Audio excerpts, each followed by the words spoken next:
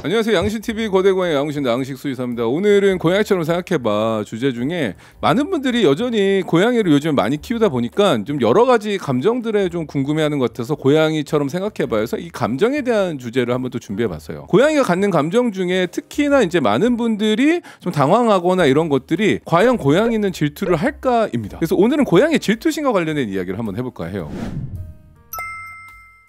뭐 일단 결론부터 얘기하면 고양이는 질투가 있죠. 물론 질투가 있습니다. 고양이의 정서적인 나이를 저희가 보통 2.5세, 사람으로 치면은 이제 3살 어린이에 많이 비교를 하긴 하는데, 보통 3살 어린아이가 갖는 여러 가지 감정들 중에서도 교과서에 나오진 않지만 저희가 행동학적으로 얘기하는 감정이 이제 질투심과 얘기는 해요.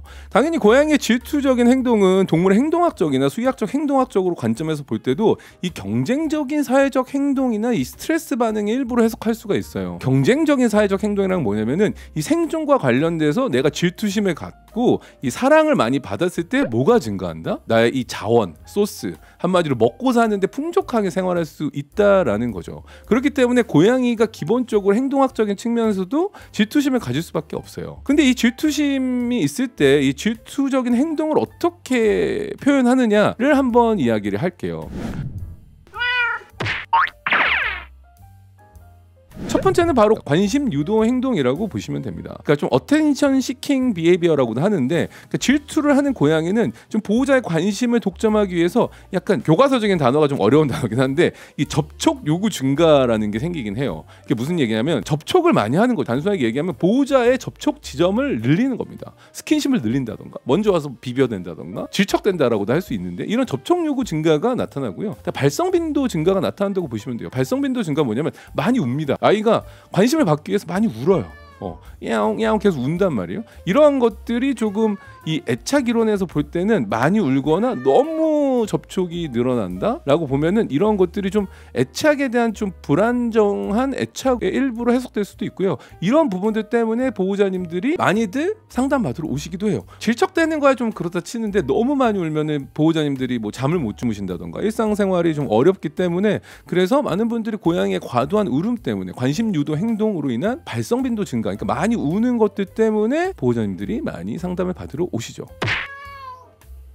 두 번째는 공격성 나타날 수 있죠. 질투심 있으면 어때요? 내가 질투가 나는데 뭐 상대방이 옆에 있다, 아니면 다른 고양이가 사랑을 받고 있다, 그러면은 이 질투의 대상을 공격하는 경우들도 있어요. 왜냐하면 이 경쟁자, 내 자원을 뺏긴다는 경쟁자로 인식될 수 있기 때문에 이런 리소스를 좀 지키기 위한, 자원을 지키기 위한 행동으로 나타날 수가 있습니다. 뭐 간단한 공격성, 뭐 하악질, 힉거린다던가 아니면 으르렁거린다던가 문다던가 아니면 할퀴기, 때린다던가 이런 행동들이 공격성의 약간 전조적인 행동으로 분류되기도 해요. 이게 영역과 관련돼서 영역적인 공격성 또는 사회적 갈등의 표현일 가능성이 높다라고 보시면 돼요.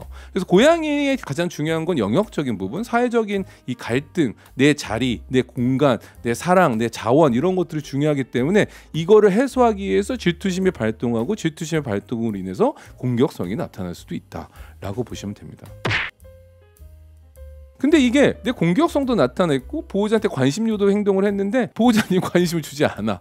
스트레스 받겠죠. 스트레스 받아서 이 질투심 어떻게 참을 수가 없어. 이 사랑을 내가 독차지해야 되는데 내가 어쩔 수가 없으면 이 스트레스 반응이 생기면서 자율신경계가 활성화가 되겠죠. 그러면서 나타나는 게 약간 과도한 그루밍, 어떻게 보면 자신의 몸을 과도하게 핥는다던가 아니면은 소변 실수, 화장실에 대한 약간 좀 경쟁적인 관계가 생기면서 소변이나 배변 실수 같은 행동으로도 발생할 수도 있어요. 근데 이게 좀 더 만성적으로 쭉 간다, 내가 충분히 혜택을 못 받는다, 내 자원, 먹을 거, 화장실, 노는 곳, 쉬는 곳, 이런 것들이 많이 충분히 확보가 되지 않게 되면은 이게 대표적인 고양이 특발성 방광염으로도 신체적인 질환으로도 이어지는 상황들이 생기는 거죠. 물론 적극적인 처음에 행동을 할 수 있어요. 아까 얘기한 것처럼 뭐 관심 유도 행동을 이제 밀착도를 높인다던가 아니면은 좀 과도하게 운다던가 울음이 증가한다던가 발성이 늘어난다던가 이런 것 있을 수도 있지만, 이게 안 되는 경우에는 간혹 사회적인 회피, 그러니까 아예 아이가 질투하는 고양이가 보호자의 관심을 못 받고 질투의 대상을 향해서 관심을 조금 보일 때, 그러니까 내가 사랑을 못 받게 되면은 이제 좌절하게 되는 겁니다. 그래서 무관심한 태도, 아예 관심 없이 동떨어져 있는다던가, 다묘 가정에 특히나 이런 경우가 많아요. 어떤 애는 사랑을 많이 받고 질척대고 많이 울고 막 그렇죠, 집에서. 근데 어떤 저기 쭈구리처럼 그냥 앉아 있는 거죠. 쭈구리처럼 저 혼자 그냥 있거나 아니면 이제 사회적 위축이라고도 해요. 아니면 애들이 위축돼 가지고 아 왜 얘는 이렇게 불쌍하게 왜 그럴까? 약간 이런 사회적 회피 행동 중에 하나의 사회적인 위축이 올 수도 있다라는 거예요. 이러한 것들이 좀 부정적인 정서죠. 고양이 입장에서는 부정적인 정서와 관련된 행동이기 때문에 보호자의 관계에서 심리적인 거리감을 형성하려는 시도라고 이해하시면 됩니다.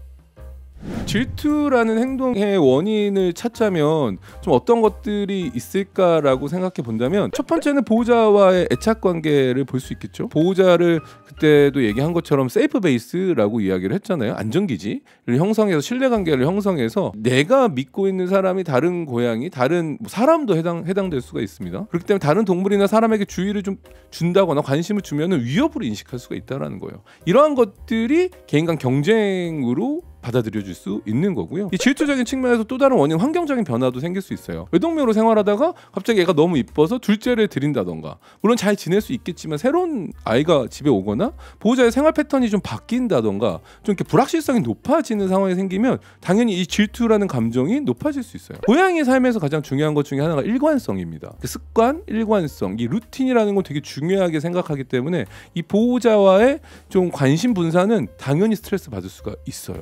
질투라는 행동으로 좀 발전할 수 있다. 또한 선천적으로 질투심이 많은 애들도 있어요. 질투심이 많은 애들 특징은 그냥 성격이나 유전적인 성향이 강한 겁니다. 얘네들은 그냥 질투심이 많아요. 대표적인 아이들이 페르시안이라던가 샴이라던가 이런 특정 품종은 보호자에 대한 의존도도 높고 질투 행동을 자주 보일 가능성이 높다라고 보시면 되고요. 사회성이 이런 친구들이 좀 낮거나 분리불안을 좀 가진 고양이들, 뭐 종을 떠나서 이런 친구들은 보호자와의 상호작용, 보호자가 루틴이 바뀌었다던가 새로운 뭐 가족 구성원이 결혼을 했다던가 대표적인 경우죠. 아니면은 뭐 동거를 하셨다던가 새로운 고양이가 왔다던가 이러한 변화가 생기면은 더욱더 스트레스, 질투의 행동으로 이어지는 스트레스 및 행동에 더욱 민감하게 반응한다고 보시면 돼요.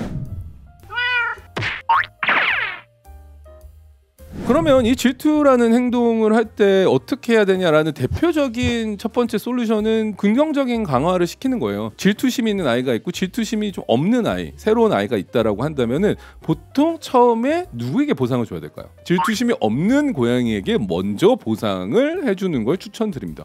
그러면 왜? 그럼 얘가 질투하는 거 아니야? 라고 생각할 수 있잖아요.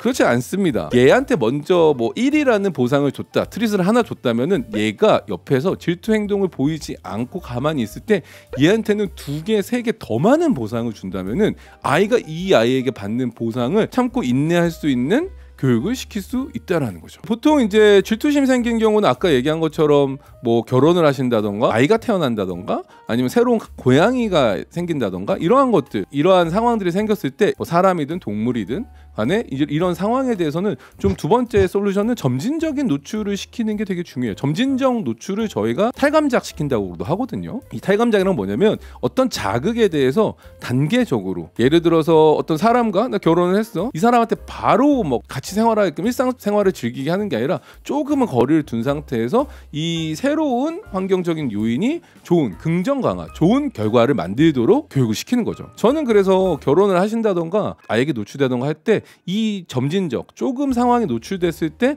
보상을 그때 주거나 아니면은 새로운 가족 구성원이 보상을 준다던가 이렇게 좋은 일이 생기는 것을 계속 상황을 만들게끔 교육하시라고 안내를 해드립니다. 그리고 또한 이 사람이 같이 있을 때 이 아이가 이 상황에 대한 결과값이 상당히 항상 긍정적이어야 되죠. 그러니까 이 사람이 같이 있거나 아니면은 뭐 다른 고양이 같이 있을 때 얘한테 뭔가 조금씩 보상을 준다던가 조금씩 이뻐해 준다던가, 그러면 아 얘가 같이 있어도 나도 사랑을 받구나, 사랑을 받는구나, 보상을 받을 수 있구나 라고 생각을 하게끔 하는 것이 중요하고요. 처음부터 같은 공간에 새로운 아이와 아니면 새로운 사람과 같이 있게끔 하는 것보다는 세 번째 솔루션은 독립적인 환경을 만들어주는 것도 추천을 드려요.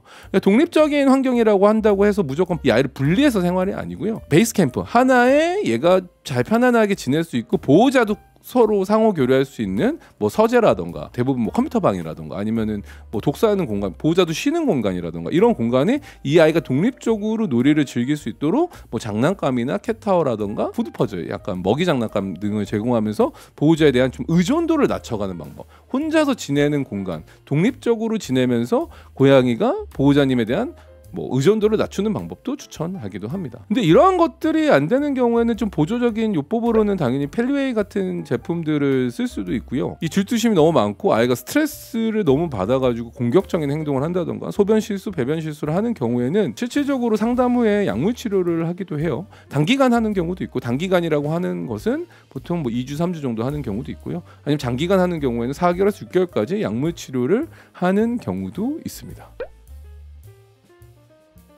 오늘 고양이처럼 생각해봐. 고양이의 질투, 이 끝없는 질투심 어떻게 해결하면 좋을까에 대해서 원인과 어떤 증상 그리고 해결 방법까지 오늘 이야기를 해봤는데요. 오늘 영상이 도움이 되셨다면 댓글 항상 많이 달아주시고요. 우리 고양이는 질투심 있는 행동을 할 때 어떻게 하는지에 대한 이야기도 댓글로 달아주시면 제가 보고 답글 달도록 노력해 볼게요. 오늘 영상이 도움이 되셨다면 구독과 좋아요, 알람, 댓글까지 부탁드리면서 안녕.